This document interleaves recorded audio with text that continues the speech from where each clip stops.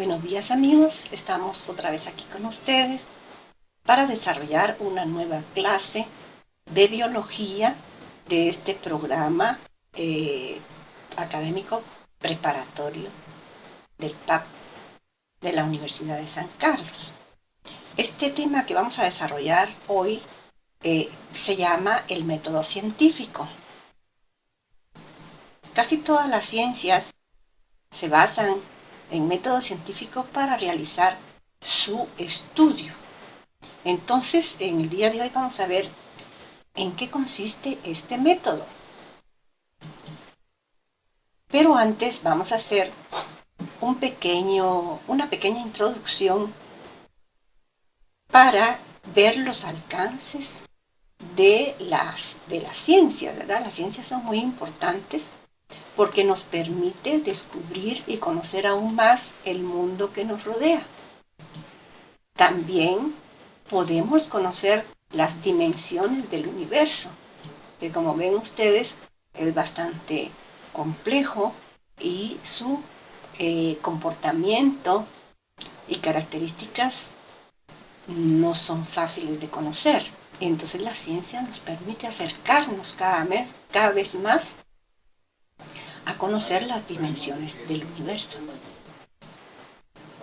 También las ciencias no son procesos rígidos, sino creativos. No podemos decir que nos basamos en parámetros ya establecidos. Casi siempre hay cosas nuevas por descubrir y mucho que aprender. Y utiliza el método científico para hacer observaciones cuidadosas. El método científico nos va a ayudar a poder conocer cada vez más las características y las diferentes facetas de las ciencias en forma general. Y también nos ayuda a conocer y enunciar problemas, basándose en un razonamiento lógico para ver los mecanismos de los diferentes fenómenos físicos y químicos y fundamentalmente relacionados con el tema de la biología. Y nos ayuda a plantear hipótesis, o sea, respuestas, y diseña experimentos para demostrar las suposiciones. Aquí, como vemos, hay una parte creativa y de aplicación de conocimientos en los cuales diseñar experimentos nos va a ayudar a poder acercarnos más a criterios lógicos y cercanos a darle respuesta a los diferentes fenómenos.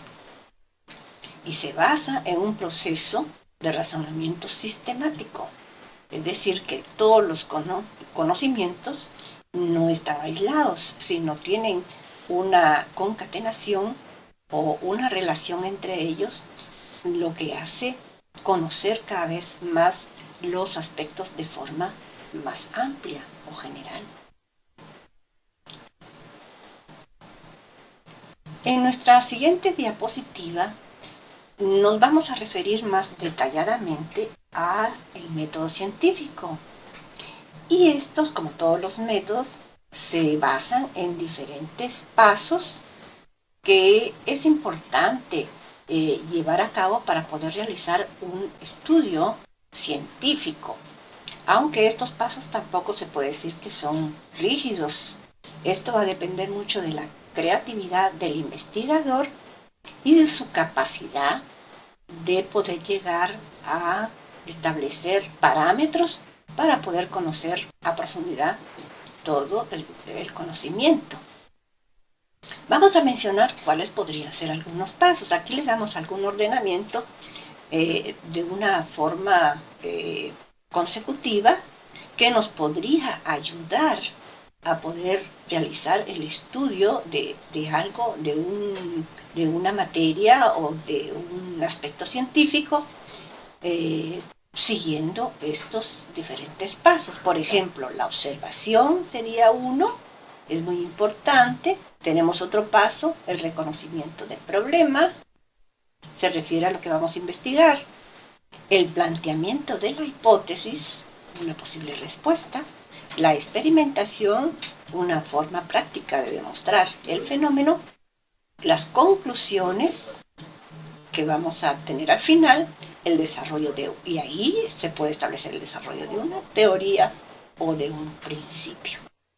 Estas son las diferentes etapas o pasos del método científico.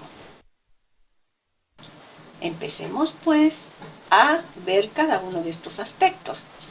Pero aquí tenemos un diseño donde se nos plantea los diferentes pasos, como ustedes pueden ver. Realizar una pregunta, realizar una investigación de fondo, construir una hipótesis que no sigue rígidamente los pasos que habíamos propuesto al principio. Sin embargo, están todos los aspectos fundamentales.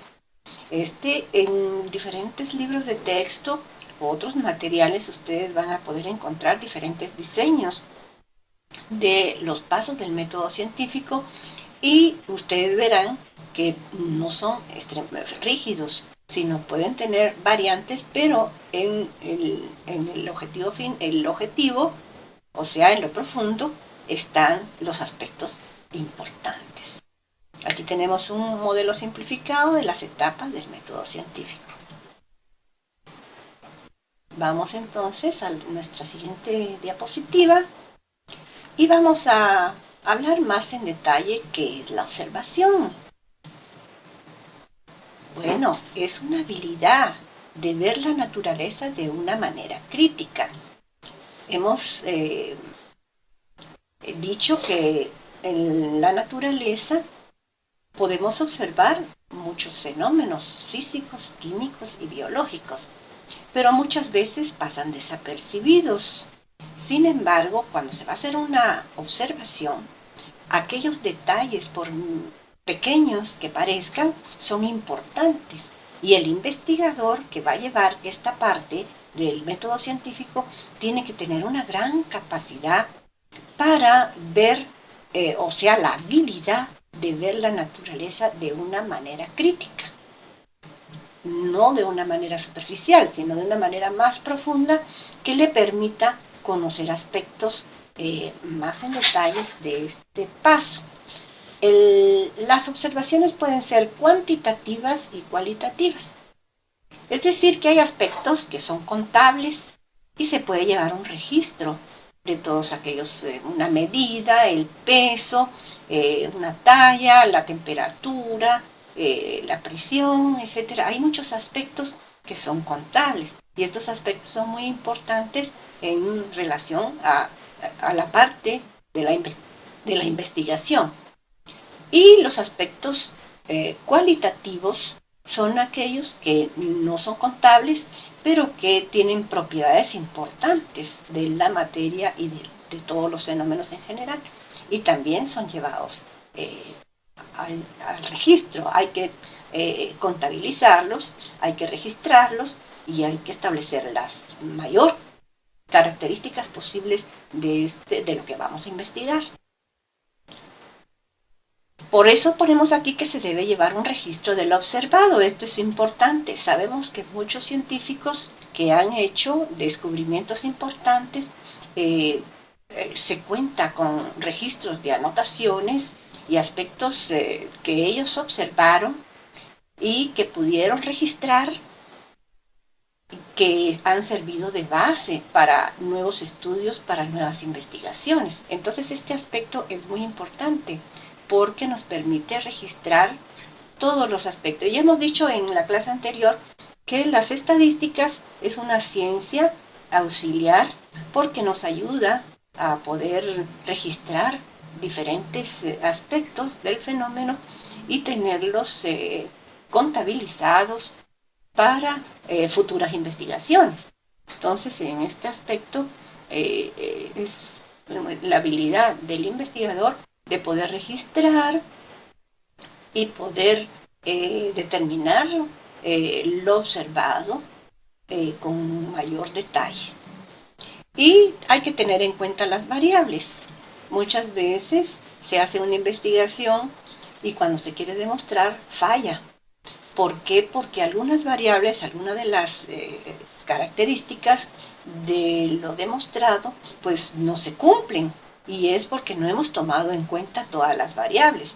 Las variables pueden ser la temperatura, la presión, puede ser el ambiente contaminado, entre muchos aspectos. O sea, para el investigador tiene que tener en cuenta todas las variables posibles para que se cumpla la investigación que se ha efectuado. Vamos a ver en qué consiste entonces el planteamiento del problema, que es otro de los pasos del método científico. El planteamiento del problema, cuando uno va a hacer una investigación, tiene que determinar qué parte del fenómeno nos preocupa, qué es lo que queremos conocer y qué parte de ese fenómeno vamos a investigar. Entonces, esto sería el planteamiento del problema. Se establece una pregunta sobre el fenómeno que genera una respuesta favorable. Claro, toda pregunta genera una respuesta lógica, una respuesta que puede ser favorable y que se acerque lo más posible a el problema planteado. Por ejemplo, ponemos aquí un ejemplo, aunque no es el único, ¿verdad? Podría haber muchos ejemplos. ¿Por qué si sostenemos una manzana y luego la soltamos, cae al suelo? Bueno, esta es una pregunta que se hizo Newton hace muchísimos años y que él se puso a pensar cuál sería el fenómeno de que la manzana podría caer al suelo, porque podría caer en otro lugar, ¿verdad? Si la Tierra es redonda, pues nos podemos imaginar que podría caer en otro lugar, sin embargo siempre va a caer al suelo. Entonces, pero ante este fenómeno que vemos aquí, se establece una respuesta, ¿verdad? Debe haber una deducción lógica que dé respuesta a este interrogante, y eso es lo que se llama hipótesis, pero esto lo vamos a ver después.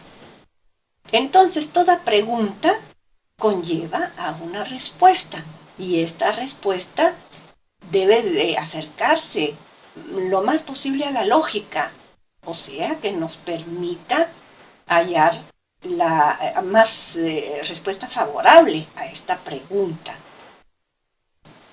Entonces, ahí lo que es el planteamiento del problema. Se pueden plantear muchas preguntas, puede haber muchas interrogantes y, por supuesto, tiene que haber muchas respuestas lógicas. Pero una respuesta lógica es lo que llamamos hipótesis. Vamos a ver qué es una hipótesis. Una hipótesis es una suposición razonable que debe dar respuesta al planteamiento del problema. Cuando decimos razonable, quiere decir lo más cercano que podamos a la verdad, a lo que pensamos que es una verdad. Los científicos, en la primera etapa de la investigación, suelen considerar muchas posibles explicaciones o deducciones. Por supuesto, puede haber muchas deducciones a una sola pregunta, o pueden haber muchas preguntas para una deducción lógica. Entonces, el científico, en la primera etapa de la investigación, puede plantear una cantidad innumerable de respuestas lógicas, pero todas ellas son razonables hasta que no se demuestre que no es verdadera. Y eso es lo que nosotros llamamos la hipótesis. Entonces pasemos a otro paso, que es la experimentación. Vemos aquí una jovencita en un laboratorio, aunque la experimentación no siempre se realiza en un cuarto con muchos instrumentos y muchos aparatos para realizar una demostración. Una investigación se puede hacer incluso en el campo abierto.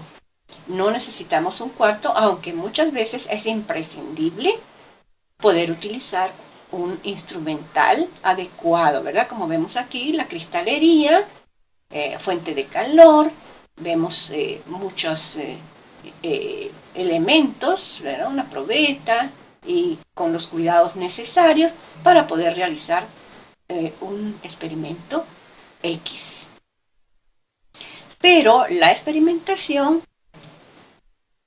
va a desarrollarse para poder demostrar la verdad sobre la hipótesis planteada. Una hipótesis debe probarse mediante la experimentación. Como ya hemos dicho anteriormente, la experimentación puede realizarse de diferentes maneras, ¿verdad? Generalmente los experimentos son controlados, es decir, que muchas veces se ponen parámetros, o sea, otro tipo de experimento para comprobar, para compararlos, para ver si se cumple o no se cumple, o cuál es el que se cumple y cómo estaba la realidad anterior. Entonces eso es lo que llamamos parámetros. Generalmente los experimentos son controlados, estableciendo parámetros con otras muestras.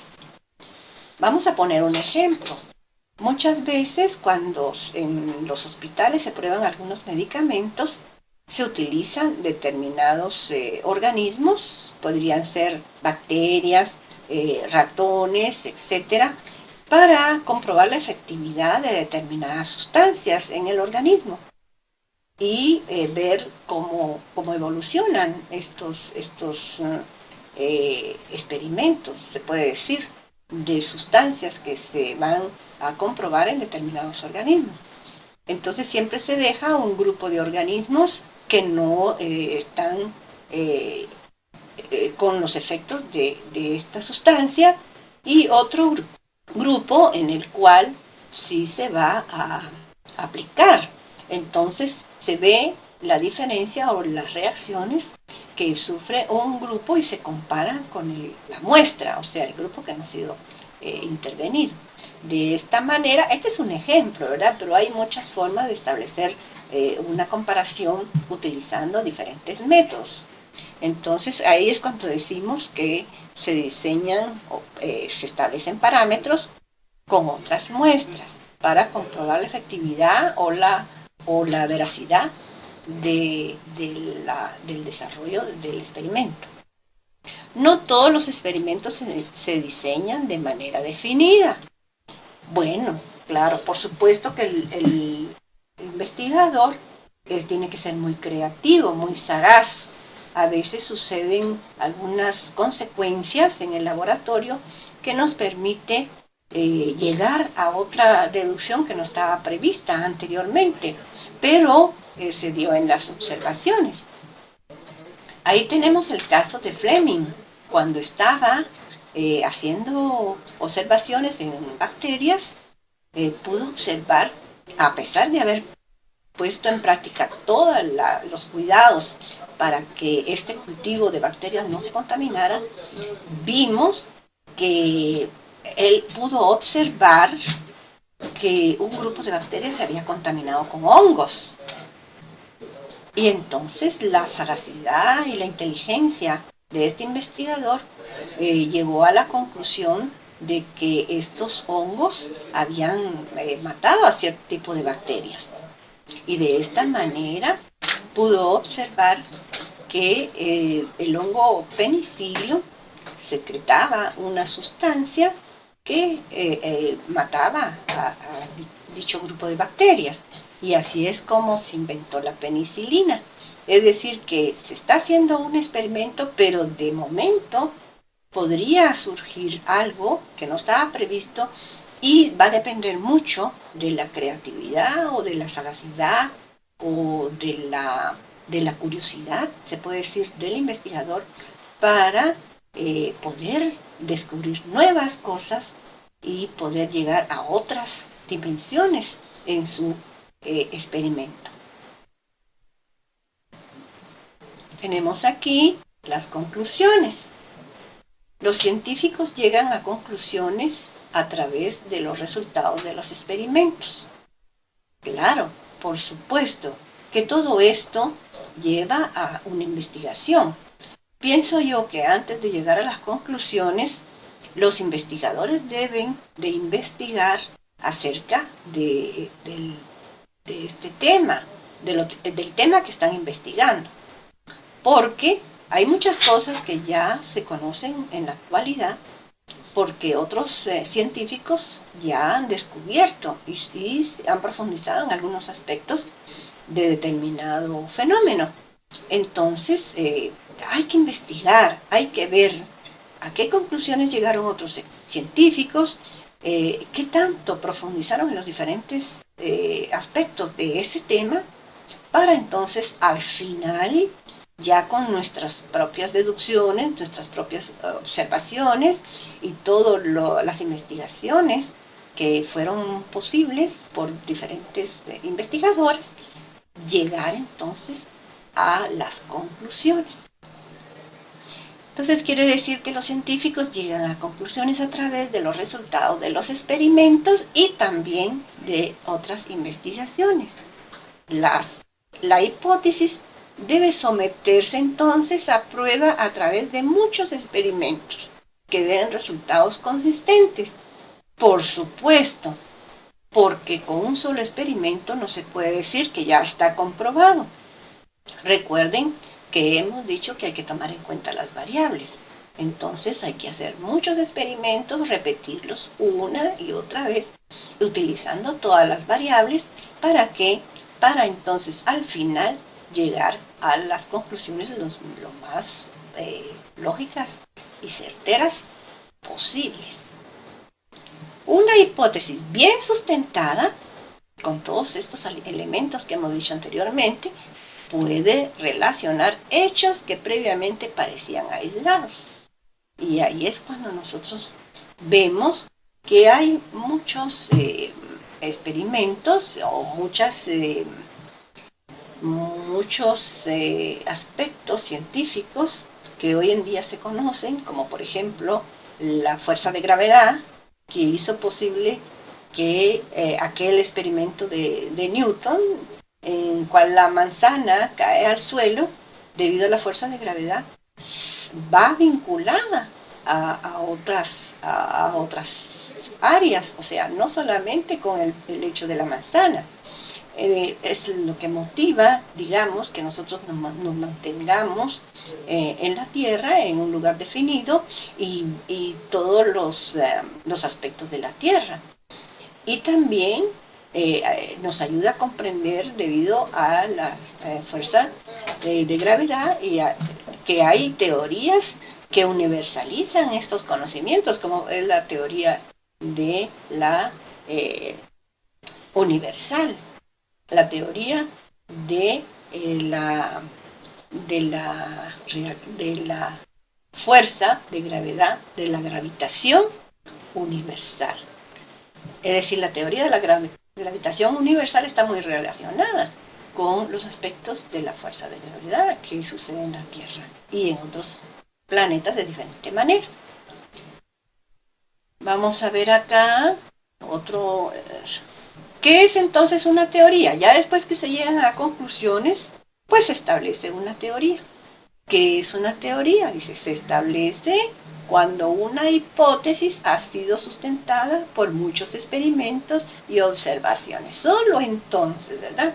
Cuando ya está demostrado por los experimentos, por los estudios relacionados, comprobada una y otra vez la veracidad, entonces se van discriminando hipótesis, de manera que siempre va a haber una de ellas que va a ser la lógica, la cercana, ¿verdad? Entonces, se establece cuando una hipótesis ha sido sustentada por muchos experimentos y observaciones. Entonces decimos, esta hipótesis es la probable. Y se puede demostrar con la experimentación y también con los estudios realizados. Un ejemplo de una teoría en el cual ha llevado mucho tiempo para investigar y muchas otras teorías establecidas por muchos científicos es, por ejemplo, la teoría sobre la evolución del hombre. Esta no ha sido una teoría fácil ni ha surgido de un día para otro. Por el contrario, ha sido fruto de la investigación de muchos aspectos, de los fósiles, de comparación de la anatomía de un representante de la familia Hominidae, ¿ve? Y de las formas de vida y su relación con el medio ambiente. Entonces, muchos aspectos han tenido que ser investigados para conformar esta teoría. Ya sabemos que esta teoría no es fruto de una sola persona, sino es la investigación profunda en mucho tiempo, en muchas etapas, para llegar a establecer una teoría acerca de la evolución, del origen y la evolución del hombre. Esta sería una teoría, pero sabemos que hay muchas teorías. A ver, ¿conocen ustedes otra teoría? Bueno, si la conocen, empiecen a conocer quiénes fueron los que investigaron y de qué manera se llegó a las diferentes conclusiones. Pero en este momento vamos a ver qué diferencia hay entonces entre una teoría y un principio. Debe haber alguna diferencia, ¿verdad? Una teoría es algo que se demuestra con la veracidad de muchas hipótesis.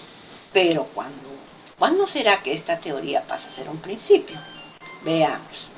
Una teoría que con el paso del tiempo ha generado predicciones válidas de uniformidad invariable y es de aceptación universal, se denomina principio. Por ejemplo, los principios de Mendel. Este sería otro ejemplo. Bueno, quiere decir que si una teoría puede ser cambiable, ya hemos dicho que todas las ciencias no son rígidas. A medida que se van conociendo nuevos aspectos, pues las diferentes ciencias se van ampliando y se van profundizando en los conocimientos y muchos aspectos se van cambiando. Entonces, lo que en una época parecía ya establecido, puede ser que con nuevos descubrimientos, nuevos usos de tecnología moderna, estos conocimientos se han ampliado y ha sido posible entonces modificar o agregar aspectos de una teoría anterior. Pero si esa teoría se mantiene durante mucho tiempo, como dice acá, con el paso del tiempo, y ha generado predicciones válidas de uniformidad invariable, es decir, que se mantiene con el tiempo esa teoría por su veracidad y es de aceptación universal, quiere decir de que ya es reconocida mundialmente, se denomina entonces principio. Y ponemos aquí un ejemplo, el principios de Mendel. Bueno, aquí tenemos Mendel. Ustedes saben que Mendel lo llamamos el padre de la genética, porque haciendo investigaciones en su jardín, él pudo establecer las leyes o principios de Mendel, que son principios básicos para entender todo lo relacionado con la genética. La genética es la ciencia que se ocupa de ver todo lo relacionado con la herencia. Con la herencia, o sea, todas las características que pasan de los padres a los hijos. Y entonces Mendel fue un gran observador. Vemos que en la época en que él vivió todavía no existían muchos aparatos como existen hoy, o sea, el microscopio, a separar estructuras celulares. En esta época, solo con la observación, él pudo establecer los principios básicos de la genética, que hoy en día se mantienen y son, digamos, la parte fundamental para poder realizar estudios más profundos de la genética que hoy en día se han desarrollado y se conocen con más profundidad. Entonces, ahí tenemos que es un principio. Es decir, que hasta hoy se reconocen y se pueden tomar como base para poder hacer el estudio de la genética. Entonces tenemos acá que un principio es una teoría que con el paso de tiempo ha generado predicciones válidas de uniformidad invariable y es de aceptación universal, entonces ahí se denomina principio. Por ejemplo, los principios de Mendel. Vamos a ver qué otros principios ustedes conocen.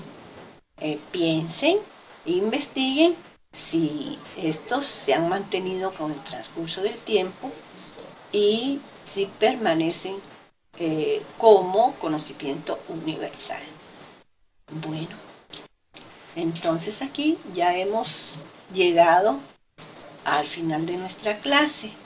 Esperamos que la hayan comprendido y nos veremos entonces en la próxima clase.